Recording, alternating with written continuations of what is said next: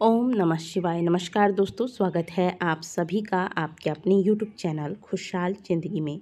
दोस्तों, बात करेंगे गंगा दशहरा के बारे में। माँ गंगा की उपासना के लिए गंगा दशहरा का दिन सर्वश्रेष्ठ होता है।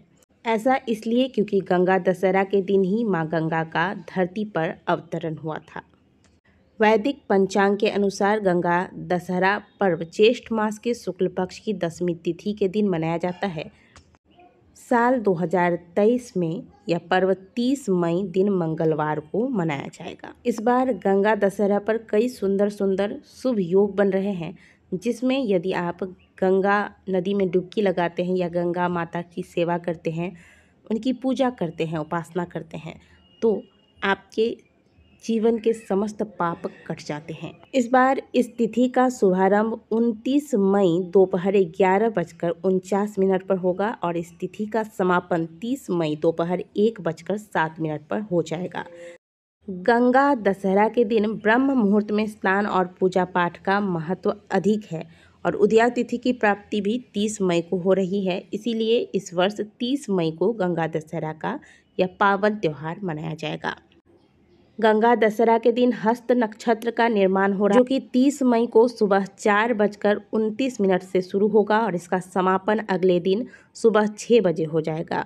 वहीं इस दिन सिद्धि योग का भी निर्माण हो रहा है, जो रात्रि 8:55 तक रहेगा। रवि योग पूरे दिन रहेगा। तो इन सुंदर सुंदर योगों में इस बार गंगा दशहरा का पावन पर्व हम सभी मनाएंगे। तो आज के दिन ऐसा क्या करें जिससे हमारे हिस्से में ज़्यादा से ज़्यादा पुण्य फलों की प्राप्ति हो, हमारे पाप जो हैं वह नष्ट हो तथा गंगा मैया की कृपा से हमारे शरीर, हमारे मन को शांति मिले।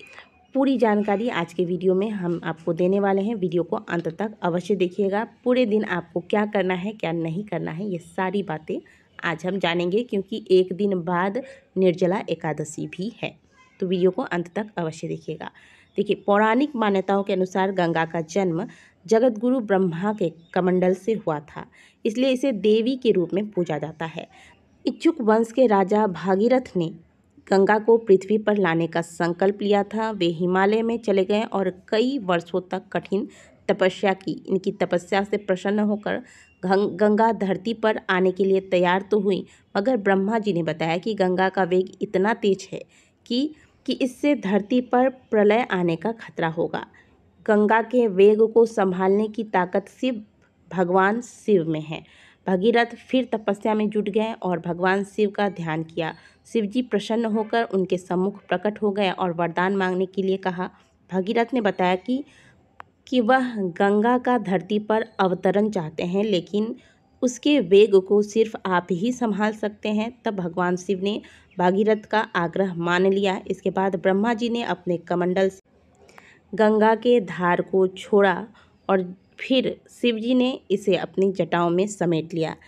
जिस दिन शिवजी ने गंगा को अपने जटाओं में समेटा था, वह दिन था वैशाख मास के शुक्ल पक्ष की 7वीं तिथि, जिसे कि गंगा सप्तमी के रूप में मनाया जाता है। इसके बाद 32 दिन तक गंगा भगवान शिव की जटाओं में विचरण करती रही। फिर राजा भगीरथ और सभी देवी देवताओं ने मिलकर शिव को गंगा अवतरण के लिए आग्रह किया। तब जाकर शिवजी ने ज्येष्ठ मास के शुक्ल पक्ष की 10वीं तिथि को अपनी एक जटा को खोल दिया और गंगा का पृथ्वी पर अवतरण हो गया। गंगा की एक धारा हिमालय से निकलने लगी। फिर भागीरथ ने अपने बल से पहाड़ों के बीच गंगा के लिए रास्ता बनाया। इस तरह गंगा नदी का पानी उत्तर भारत के मैदानी इलाके तक पहुंच गया। तो ये थी गंगा अवतरण की कथा, जिसका श्रवण यदि ज्येष्ठ मास के शुक्ल पक्ष की 10वीं तिथि पर भक्तगण करते हैं तो उनके जीवन के सभी पाप नष्ट हो जाते हैं। गंगा दशहरा के दिन प्रातःकाल जल्दी उठिए, सूर्योदय से पहले उठकर गंगा नदी में डुबकी लगाएं। देखिए, गंगा नदी में जब आप स्नान करें तो बहुत ही पवित्रता के साथ स्नान करें, मैला ना करें गंगा नदी को। इस बात का हमेशा ध्यान रखें। अगर आप घर में हैं तो घर में जो स्नान कर रहे हैं तो स्नान के जल में गंगा जल मिलाकर फिर हर हर गंगे बोलकर स्नान करें।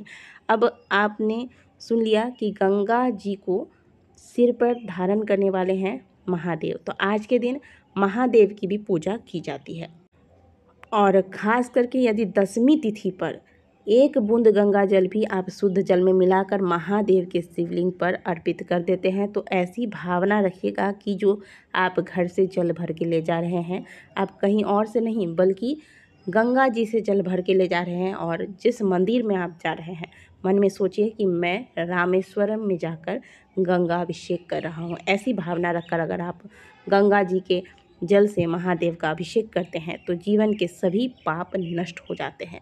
तो गंगा जल मिश्रित जल से महादेव का अभिषेक आज के दिन अवश्य कीजिएगा। साथ ही अभिषेक के बाद थोड़ा सा जल आप लोटे में बचा लें और इसी जल का पूरे घर में आकर छिड़काव करें। इससे घर में नकारात्मक ऊर्जाएं समाप्त होंगी। एक बड़ी सी थाली या गमला ले लीजिए, इसमें गंगा जल, और अगर बहुत ज़्यादा गंगा जल नहीं है तो शुद्ध जल में गंगा जल मिलाकर इसे भर लीजिए। अक्षत, रोली, पुष्प, सिंदूर इत्यादि से इनका तिलक कीजिए, इनकी पूजा कीजिए। आज के दिन पूजा में 10-10 सामग्रियों का प्रयोग किया जाता है। पुष्प अगर आप चढ़ाते हैं तो 10 की संख्या में चढ़ाइए।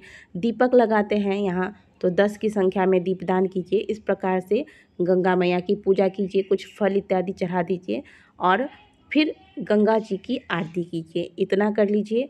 साथ ही आज के दिन दान किया जाता है। जो भी चीज़ें आप दान करेंगे, 10 चीज़ों का दान करने का विधान है।